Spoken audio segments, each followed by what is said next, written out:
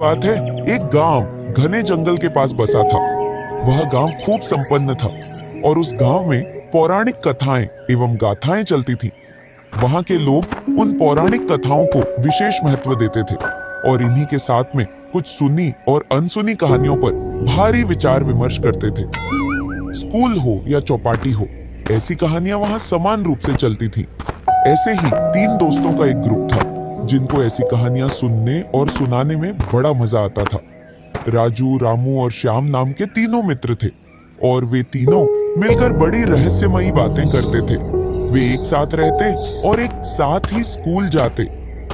School में तीनों जमकर डरावनी बातें कर रहे थे और एक दूसरे को नई नई कहानियां सुना रहे थे। आप लोगों से डरावनी बातें करने की बोल दो और फालतू की कहानियों की बोल दो। मैडम, हमारी कहानी फालतू थोड़ी है।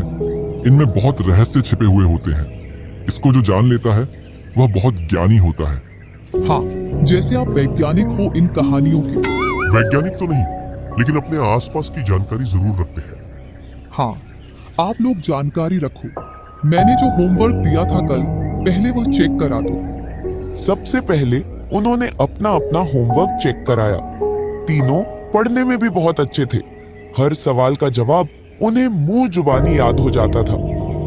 स्कूल से आते समय जंगल के ऊपर कितनी रहस्यमय कहानियां हैं। हाँ यार, जंगल एक रहस्य है। रहस्यमय तो होगा ही। उसमें विभिन्न प्रकार के पेड़ पौधे और जानवर रहते हैं जिनसे हमें कई बीमारियों की औषधियां मिलती हैं। साथ ही मीठे मीठे फल और शुद्ध वायु भी मिलती है। हमारा जंगल रहस्य के साथ साथ एक वरदान भी है जो हमें वायु, पानी, धरातल आदि की शुद्धता देता है और कहीं घरेलू संसाधन भी। ऐसा सोचते बोलते बोलते वे अपने घरों तक पहुंच जाते हैं। घर जाकर बोलते हैं, आज का स्कूल बहुत अच्छा रहा। पापा, क्या यह जंगल हमारे लिए वरदान है? ऐसा मेरे दोस्त बोल रहे थे। हाँ बेटा, जब भी हमें जंगल से संबंधित किसी भी संसाधन की जरूरत पड़ती है तो हम जल्दी जाकर वहां से ले आते हैं और जंगल हमें मना भी नहीं करता। वह बाहर देखता है तो चौपाटी पर बाबा बैठे होते हैं और उनके सामने कई सारे लोग और उसके मित्र बैठे होते हैं। वह भी वहां चला जाता है। बाबा जंगल की विशेषताएं बता रहे थे और साथ ही उनकी रहस्यमयी कहानियां भी सुना रहे थे।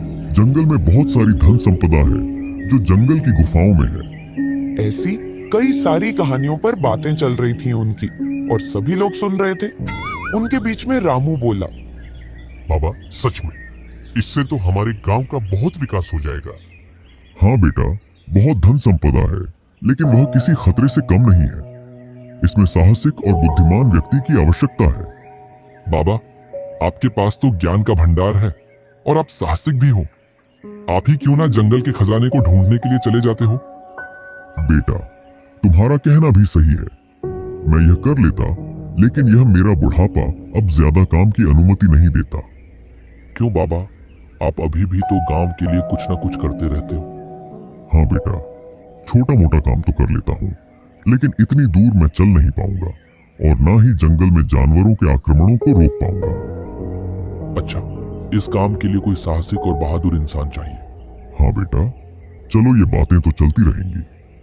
यह रहस्य और किस्से हैं, इनको आज तक कोई उजागर नहीं कर पाया। और वहां से सभी अपने अपने घर की ओर चले जाते हैं। बाबा अपनी कुटिया में पहुंचते हैं और अपने पूर्वजों के रखे हुए पन्ने पोथियों को देखते हैं। उनमें उनको एक फटा सा मानचित्र दिखाई देता है जिसमें किसी वस्तु तक पहुंचने का रहस्यमयी रास्ता होता है। फिर उसको बड़े ध्यान से देखते हैं तो उनको कुछ जाना पहचाना सा दिखाई देता है और जो उसका आखिरी चिन्ह होता है वह उस जंगल के एक खंडर महल का होता है जिसमें एक तिजोरी है और उसमें कई सारे बेशकीमती सामान और धन है। बाबा ने सोचा, इसके लिए क्यों न प्रतियोगिता रखी जाए जिससे यह मालूम चल जाएगा कि कौन व्यक्ति इसके लिए सही रहेगा। गांव में चौपाटी पर सभी को बुलाया गया और सभी से कहा गया, जो व्यक्ति मेरी कहानियों का सही सही जवाब देगा उसके लिए मैं एक मानचित्र दूंगा जो एक रहस्यमय खजाने तक लेकर जाएगा। सभी बाबा की बात मान लेते हैं और रामू, राजू और श्याम तीनों अपना एक ग्रुप बनाते हैं। ऐसी कौन सी चीज है जिसके पैर नहीं है, फिर भी वह चढ़ती भी है और उतरती भी है? सभी सोच में पड़ जाते हैं। नशा। बहुत अच्छे बेटा, चलो अब मेरे दूसरे सवाल का जवाब दो। ऐसी कौन सी चीज है जो पानी पीते ही मर जाती है? प्यास। सभी लोग उनके जवाबों को सुनकर दंग रह गए और सभी गांववासियों ने यह निर्णय लिया कि यही तीनों बच्चे उस रहस्यमयी खजाने को ढूंढने जाएंगे। हमारा भी यही निर्णय है। हम सभी इस निर्णय का पालन करते हैं और कुछ समय में उनकी तैयारी करके जल्द ही इन बच्चों को जंगल के लिए रवाना करेंगे। बाबा सभी बच्चों को अपनी कुटिया पर बुलाते हैं और उनको समझाते हैं। देखो, आप लोग जंगल में तो जा रहे हो, लेकिन वहां आपको हर प्रकार की सावधानी रखनी पड़ेगी। हाँ बाबा, हम सावधानी रखेंगे। हमें और किन किन चीजों से ज्यादा सावधान रहना है वह भी बताइए। आपको खासकर वहां के जानवरों से सावधान रहना है। साथ ही आपको कुछ पेड़ों से भी सावधान रहना है जो कुछ जहरीले होते हैं। हाँ बाबा, रखेंगे सावधानी। देखो बच्चों, यह है मानचित्र। इसको बड़ी सावधानी से रखना है क्योंकि यह बहुत पुराना है और हालत भी खराब है इसकी। हाँ बाबा, लेकिन इसमें बहुत सारे बिंदु बन रहे हैं। इनका क्या मतलब है? यही तो आपकी परीक्षाओं के मुख्य बिंदु रहेंगे। जिस प्रकार हम लोगों ने प्रतियोगिता रखी थी, उसी प्रकार के कुछ सवाल आपसे पूछे जाएंगे। आपको उनका उत्तर सही सही देना है। इस तरह बाबा की बात सुनकर सभी बच्चे तैयार हो जाते हैं जाने के लिए। सभी बच्चे अपने घर पर चले जाते हैं।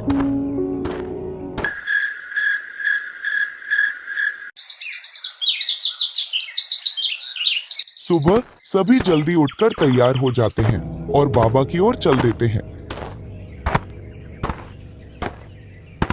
बाबा राजू को मैप देते हैं और वे जंगल की ओर रवाना हो जाते हैं। हम सभी लोग एक दूसरे की जिम्मेदारी के साथ जा रहे हैं। कोई हमसे दूर नहीं जाएगा। सभी को साथ में चलना है। सभी लोग इसके लिए हाँ कहते हैं और गांव से जंगल की ओर निकल जाते हैं। हमें बाबा की बातों का ध्यान भी रखना है और उन्होंने कहा था हमें खजाने तक पहुंचने के लिए साहस, बुद्धि और दोस्ती तीनों कायम रखना होगा। इसी प्रकार बातें करते करते वे अपनी मंजिल की ओर आगे बढ़ते हैं।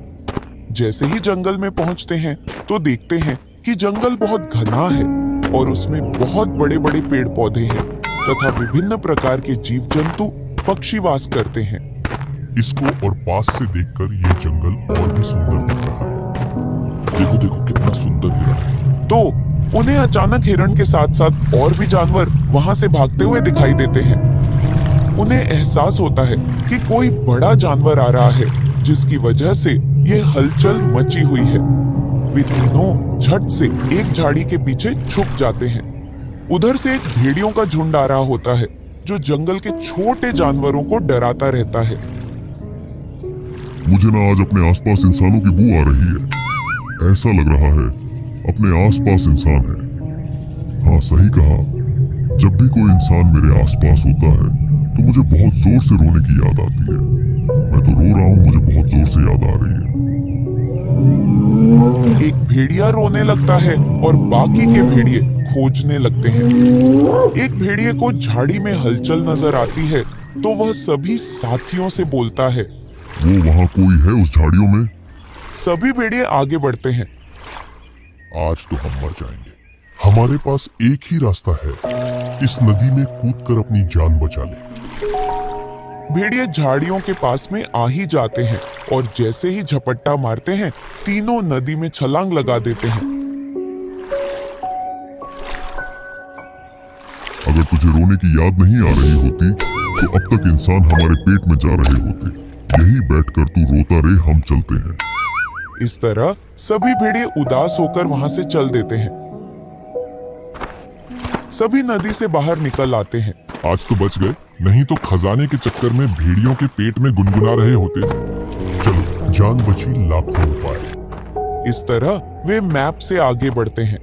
हमें एक एक कदम इस जंगल में बड़ी ही सावधानी से रखना होगा, नहीं तो सावधानी हटी दुर्घटना घटी। हाँ ठीक है।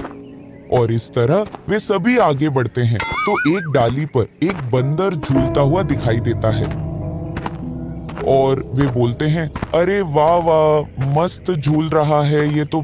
तभी अचानक बंदर की नजर शेर पर पड़ती है।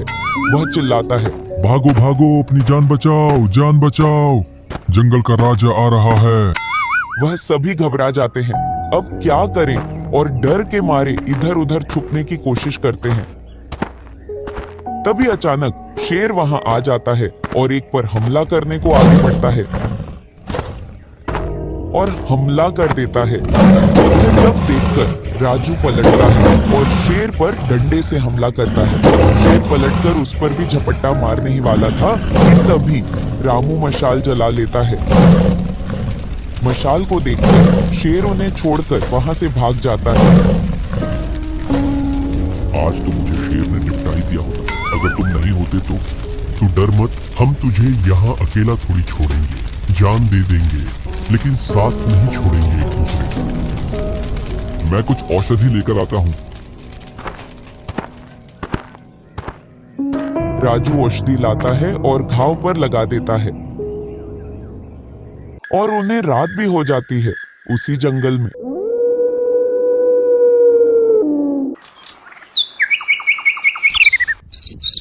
सुबह होती है और वे वहां से चल पड़ते हैं। देखो उस पेड़ पर कितने सुंदर फल है, चलो खाते हैं। नहीं, इस पेड़ के बारे में हम कुछ नहीं जानते। बाबा की बातों का ध्यान रखो। न हम किसी जानवर को छेड़ेंगे और न ही किसी पेड़ के फलों को खाएंगे। इस प्रकार वे जंगल के बीचों बीच पहुंच जाते हैं। राजू मैप को खोलता है और देखता है कि अब हमें किस दिशा में चलना है। अब हमको उत्तर दिशा में जाना है। उत्तर की दिशा की ओर चल देते हैं। वह रहा विशालकाय पेड़, जिसका तना देखो कितना बड़ा है। उसकी टहनियां किसी बाहुबली की तरह दिख रही है। वे उस पेड़ के पास पहुंच जाते हैं और बोलते हैं, बताओ हमारा रास्ता किधर? तभी एक आकाशवाणी होती है। तुम्हारा रास्ता यहीं से है, परंतु इसके लिए तुम्हें मेरे 2 सवालों का जवाब देना पड़ेगा। हाँ पेड़ महाराज, पूछिए। क्या तुम दे पाओगे मेरे सवालों का जवाब? हाँ, कोशिश करेंगे कि आपको जवाब दे पाए। अगर सही जवाब नहीं हुआ तो आपको यहीं से वापस अपने घर जाना पड़ेगा। जैसी आपकी शर्त। पहला सवाल, उसके 4 पैर हैं, लेकिन वह चल नहीं सकता। बताओ वह क्या है? वे बड़े सोच विचार करके बोलते हैं, 4 पाए। सही जवाब। चलो मेरे दूसरे सवाल का जवाब दो। वह कौन है जो गूंगा, बहरा और अंधा है, लेकिन हमेशा सच बोलता? बड़ा कठिन सवाल दिया आपने। इसके लिए तो हमें और सोच विचार करना पड़ेगा। आईना। क्या सही में आपका जवाब सही है? एक बार और सोच विचार कर लीजिए। हाँ, हमारा जवाब यही है। फिर से सोच विचार करते हैं और उनको उसका कोई दूसरा जवाब नहीं मिल रहा था। उन्होंने कहा, यह हमारा फाइनल जवाब है, आईना। आप अपने जवाब पर अड़े रहे, यही एक दोस्ती और साहस की मिसाल है। आपका जवाब सही है। यह रहा आपका रास्ता। जैसे ही पेड़ विलुप्त होता है तो वहां और भी सुंदर जंगल दिखाई देता है। जैसे जैसे आगे बढ़ते हैं तो उनको और भी सुंदर सुंदर पेड़ पौधे दिखते हैं। अरे ये कितना सुंदर पत्थर है, कितना चमक रहा है, जैसे कोई तारा चमक रहा हो। हमको सिर्फ यहाँ की वस्तुओं को देखना है, उसको छूना नहीं है। और सभी आगे बढ़ जाते हैं। श्याम का मन नहीं माना और उसने वह चमकीला पत्थर अपनी जेब में रख लिया। राजू, मैप को देखते हैं, अब किधर जाना है। तो सभी मैप को देखते हैं।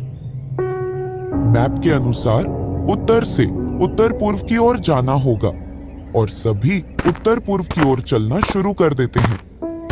धीरे धीरे वे अपनी मंजिल के नजदीक पहुंच जाते हैं। ओ, कितना बड़ा दरवाजा है। ये दरवाजा तो अपने पूरे गांव को ढक देगा।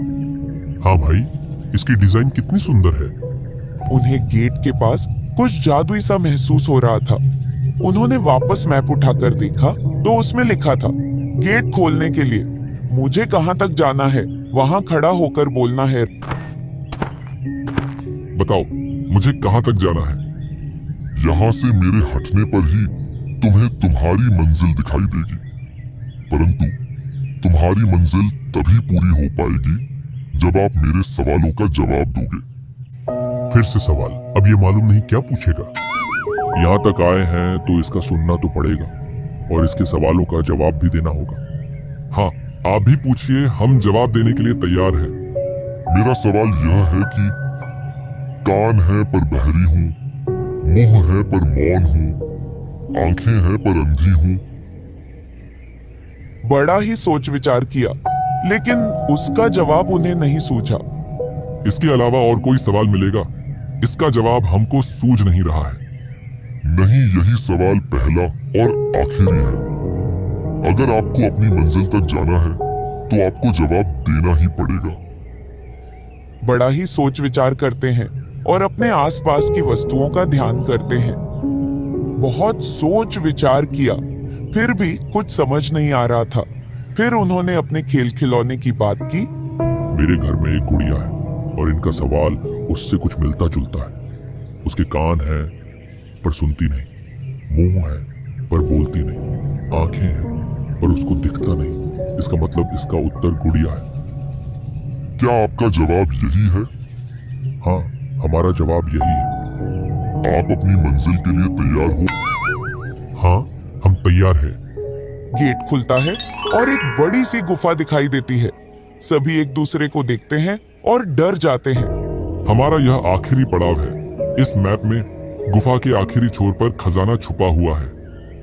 हाँ, ये तो ठीक है, लेकिन आगे बढ़ने के लिए तो कुछ चाहिए। इस अंधेरे में कैसे जा पाएंगे? क्यों ना हम यहाँ से लकड़ी की मशाल बनाकर ले चले, जिससे हमें उजाला मिल जाएगा। सभी एक एक मशाल बना लेते हैं और गुफा में अंदर की ओर बढ़ जाते हैं और आखिरकार गुफा के आखिरी छोर तक पहुंच जाते हैं।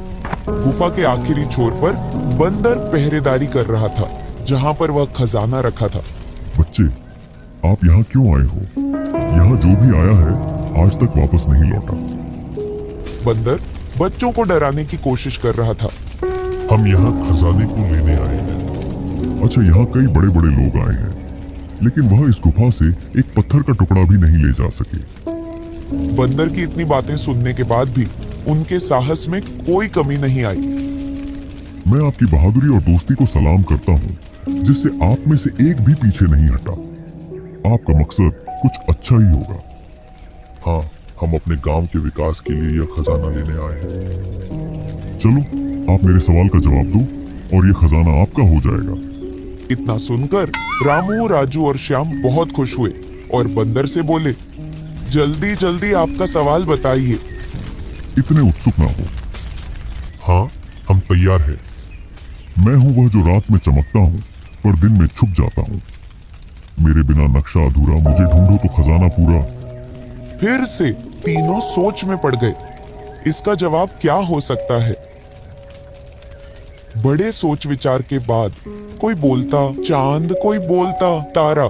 इस तरह वे फंस गए और एक दूसरे को जवाब नहीं मिल पा रहा था। फिर उन्होंने मैप को देखा तो मैप में एक तारा चमकता हुआ नजर आ रहा था। इसका जवाब तारा है। बहुत अच्छे, आप खजाने के बहुत नजदीक पहुंच गए। चलो, अब आप तारा ढूंढो और खजाना ले जाओ। वे तारे को ढूंढने में लग जाते हैं। रामू को एक तारे जैसी आकृति दिखती है। वह सभी को अपने पास बुलाता है और बोलता है, यह रहा तारा, लेकिन यह खुलेगा कैसे? क्यों ना इसमें ये चमकीला पत्थर लगाया जाए। मैंने तुझे मना किया था ना, इसको मत उठाना, फिर तूने कब उठा लिया? ये मैंने आपकी चोरी से जेब में रख लिया था।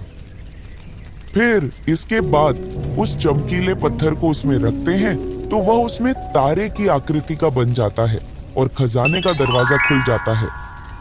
सभी दोस्त बहुत खुश होते हैं और खजाने को अपने साथ ले आते हैं।